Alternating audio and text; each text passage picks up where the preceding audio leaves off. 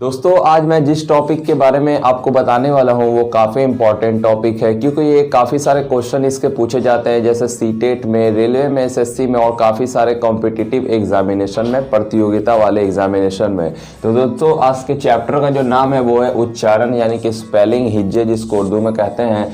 तो यहाँ पर आप देख सकते हैं कि दोस्तों हम लोग किसी भी वर्ड को अगर बोलते हैं तो उसमें हम लोगों को ज़बान का यूज़ करना होता है, यानी कि टंग का यूज़ करना होता है। ये ठीक है, अगर भगवान किसी को ना दे तो वो तोतला या फिर गूंगा हो जाता है। जैसे कि मैं कहता हूँ मेरी माँ मुझे लोती खाने को दे रही है, तो देखो मैंने कैसे बोला, थोड़ा फनी लगा ना सुनने में।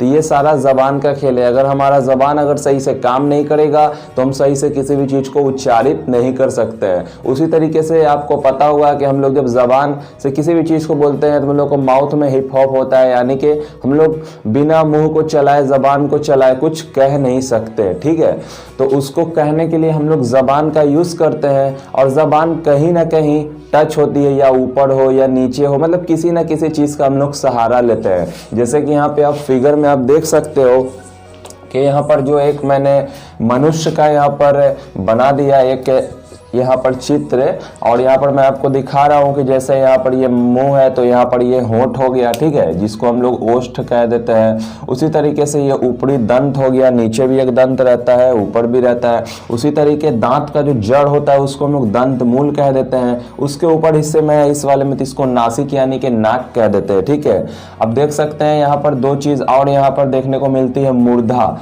तो मूर्धा क्या होती है दोस्तों, जबान के ऊपर जो छत होती है, ठीक है, यानी कि नाक के निचले अंदर हिस्से वाले को, ये इसको हम लोग मूर्धा कहते हैं। उसी तरीके से अगर लास्ट में जाए उसके जो मतलब थोड़ा इस तरीके से रहती है, देख सकते हैं यहाँ पर आप थोड़ा और पीछे की ओर जाएंगे यहाँ पर, तो ये दोस्तों हम लोगों की तालु है। ठीक है, उसके बाद यहाँ पर सातवां जो हो जाता है यहाँ कंठ।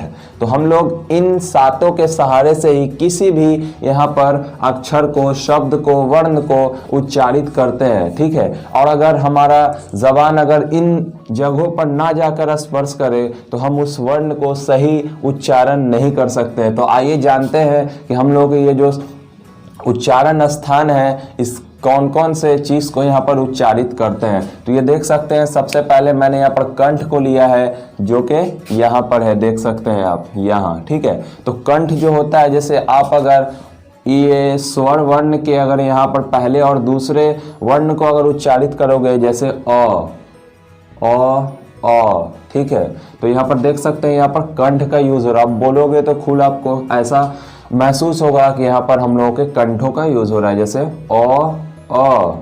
हा। ये जो विसर्ग है, जैसे मान लीजिए अगर मैं का के आगे लगा दूं तो ये कह हो जाएगा, गा के आगे लगा दूं तो ये गह हो जाएगा। तो यहाँ पर भी कंठ का यूज होता है। उसके बाद का वर्ग, ठीक है, का वर्ग यानी कि क, ख, ग, घ, अंग।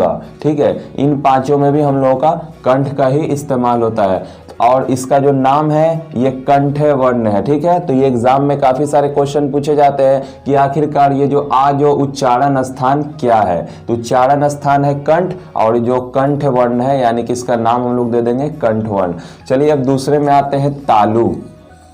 तालु हम लोग किसको कहते हैं, मैंने अभी आपको बताया कि तालु हम लोग दांत के जो ऊपर, जबान के ऊपर जो छत होती है उसको हम लोग तालु कहते हैं। तो जैसे मैं कहूँगा ई, छोटी ई और बड़ी ई, इसको भी अगर आप उच्चारित करोगे तो आप देखोगे कि जो आपका जो जबान है वो देखोगे कि वो ऊपर की छत पर स्पर्श कर रहे। उसी तरीके से चा, छ, ज, झ, इया। ठीक है, यहाँ पर इन सबों को भी अगर चा वर्ग को भी अगर आप करते हो, जैसे चा, छ, जा, झा, इया। ठीक है, उसी तरीके से या, शा, देखिए ये, और ये देख सकते हैं ये तालव वर्ण, क्योंकि ये तालु से है ना दोस्तों, तो इसी तरीके से हम लोग इसको तालव वर्ण कहेंगे। और जो ई और चा वर्ग और या और शा का जो यहाँ पर स्थान है उच्चारण का वो है तालु। ठीक है, अब चलिए मूर्धा पर आते हैं। ठीक है, मूर्धा पर आने के लिए मैं आपको बता दूं कि ये देख सकते हैं तालु के थोड़ा सा आगे की तरफ आएंगे, जो ये भी छठी का हिस्सा है, लेकिन ये अंतिम का हो जाता है, ये मध्य का हो जाता है। तो चलिए तालु के बारे में जान लेते हैं। तो जो तालु होता है वो तो हो गया यहाँ पर। अब चलिए मूर्धा के बारे में जानते हैं। जैसे टा थोड़ा सा पीछे की ओर आएंगे, ऊपर ही छत के पे है ये, लेकिन थोड़ा और पीछे, यानी कि टा। ठा डा ढ न, ठीक है, यानी कि यहाँ पर टा वर्ग आ गया, इसमें टा ठा डा ढ न सब आ गया। उसी तरीके से ढक्कन वाला ढ री री री री, वहाँ पर उसके बाद र श, ये हो गया र, ठीक है। तो इसको हम लोग दोस्तों मूर्धा कहते हैं, ठीक है। तो मूर्धा से ये जो इसका नाम हो गया ये मूर्धन्य वर्ण हो गया, ठीक है। और यहाँ पर हम कह सकते हैं कि जो टा वर्गों का और ढा री रा सा और रा, यहाँ पर इन सबों का भी उच्चारण स्थान जो है वो मूर्धा है। उसी तरीके से अगर ता वर्ग में आते हैं, ठीक है, ता वर्ग, तो आप बोलेंगे ही तो आपको दांत में जो स्पर्श होगा, ये हमारा जो टंग है वो दांत में स्पर्श होगा। तो जैसे बोलेंगे ता था द ध न, तो ये देख सकते हैं ता वर्ग हम लोग को बोलने के लिए दंत में स्पर्श हो रहा है हमारा जबान। उसी तरीके से ला सा, इनको बोलने के लिए भी हमारा दांत में दांतों को छू रहा है हमारा जबान, तो उसी तरीके से इसको हम लोग दंत्य वर्ण कह देंगे। उसी तरीके से ओष्ठ, ओष्ठ यहाँ पर देख सकते हैं ये होठ है ऊपरी और निचली दोनों, तो यहाँ पर ओष्ठ का मतलब हम लोग को लिप्स होता है, ठीक है। तो उसी तरीके से अगर आप बोलेंगे पा फ ब भ म, ठीक है, तो इसको मतलब पा वर्ग जो है वो आ गया। उसी तरीके से बोलेंगे ऊ, यहाँ पर छोटी ऊ बड़ी ऊ दोनों है, ठीक है, समझ गए आप लोग। अब चलिए नासिक के बारे में बात करते हैं दोस्तों। नासिक का मतलब होता है नाक, जिसको हम लोग नाक से बोलते हैं थोड़ा सा, ठीक है। तो देख सकते हैं अंग इया, जैसे मान लीजिए रामायण अगर मैं यहाँ पर लिख दूँ रामायण, तो थोड़ा ना से ये वाला ना, इसको भी कहते हैं, इसको भी जैसे मान लीजिए मैं लिख दूँ मान, तो ना को जो पढ़ेंगे इसी तरीके से नाम, तो ना को जो पढ़ेंगे वो थोड़ा नाक से आवाज आएगी। उसी तरीके से अगर मैं इस वाले आ के जरिए से अगर अंगूर लिखता हूँ, या मान लो मैं अगर चांद यहाँ पर लिख दूँ, तो वो भी हम लोग नाक से पढ़ेंगे। तो समझ गए आप लोग। अब इन 6 उच्चारण स्थान के बाद अब कुछ ऐसे भी स्थान है जहाँ मतलब 2 चीज का सहारा लेना पड़ता है। तो देख सकते हो कंठ और तालु, ठीक है। तो देख सकते हो ये ए है, ये ऐ है, तो ये जो आपको थोड़ा इसमें कंफ्यूजन हो सकता है, लेकिन मैं आपको बता दूं जो ए है वो किस चीज को मिलकर बना, आ और ई को मिलकर बना, ठीक है। इसको अगर मैं संयुक्त रूप अगर आपको दिखाऊं तो आ प्लस ई ऐ, ठीक है। तो यहाँ पर आ जो है वो किस में था, कंठ में था, ठीक है, और ई किस में था, तालु में था। तो ये कंठ और तालु दोनों का सारा हो गया, इसलिए कंठ प्लस तालु, ये कंठ तालु वर्ण बन गया, ठीक है। उसी तरीके से कंठ और ओष्ठ जो है वो यहाँ पर ओ, तो ओ जो है वो किसको मिलकर बना, आ और ऊ को, ठीक है, आ और ऊ को मिलकर बना। तो यहाँ पर आप दिखा दूं मैं आपको कि यहाँ पे आ तो जो है वो कंठ वाले में है, ठीक है, और उसी तरीके से ओष्ठ वाले में ऊ है, तो ये कंठ प्लस ओष्ठ, ये कंठोष्ठ है, और ओ औ, ठीक है। उसी तरीके से ये दंत और प्लस ओष्ठ, मतलब इसमें दांत और होठ दोनों का इस्तेमाल हो रहा है वा को बोलने में, वाह वाह वाह, दांत में भी जबान स्पर्श कर रहा है और होठ भी आपस में एक दूसरे से स्पर्श कर रही है। तो आपको समझ आ गया होगा, मुझे उम्मीद है कि उच्चारण स्थान हम लोगों का यहाँ पर कौन कौन से वर्णों के लिए कौन कौन सा इस्तेमाल किया जाता है। तो चलिए दोस्तों जान लेते हैं अब हम लोग महाप्राण के बारे में। तो आखिरकार महाप्राण जो होता है वो क्या होता है। तो दोस्तों यहाँ पर मैंने परिभाषित कर दिया है इसको कि जिन व्यंजनों के उच्चारण में अधिक वायु लगती है उसको हम लोग महाप्राण कहते हैं, या फिर ये जितने वर्ण है वो महाप्राण कहलाते हैं। इसी का दोस्तों उल्टा होता है क्या, वो होता है अल्प प्राण, ठीक है, अल्प प्राण।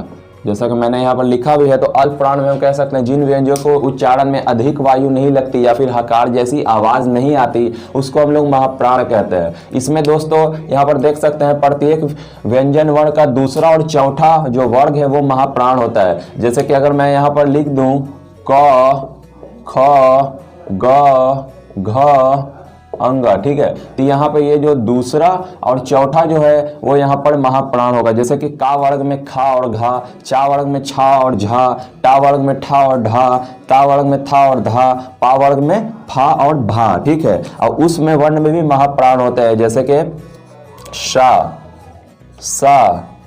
सा, ये सब भी महाप्राण होते हैं क्योंकि इनके उच्चारण में अधिक वायु लगती है। जैसे कि मैं कहता हूँ शा, जैसे कि मैं कह देता हूँ शाम हो गई है, तो इस तरीके से ये भी यहाँ पर जो हो जाता है, क्या हो जाता है, महाप्राण के कैटेगरी में आता है। उसी तरीके से मैं आपको एक और बात बताते चलूं, ये जो महाप्राण होते हैं एक साथ कभी नहीं आते। जैसे कि मान लीजिए यहाँ पर मैं खा को यहाँ पर ले लेता हूँ, तो अगर मैं खा को यहाँ पर ले लूंगा तो ये जो खा है वो 2 बार कभी एक शब्द में नहीं आएगा, उसके पीछे अल्प प्राण जरूर आएगा। मैंने आपको बताया कि अल्प प्राण वो होते हैं जिसके उच्चारण में कम वायु लगती है, पूरब की तरफ हवा हल्की सी निकलती है, ठीक है, नहीं निकलती है। और इसमें है कि निकलती है, अधिक वायु लगती है, चूंकि निकलती है, जैसे ख ख।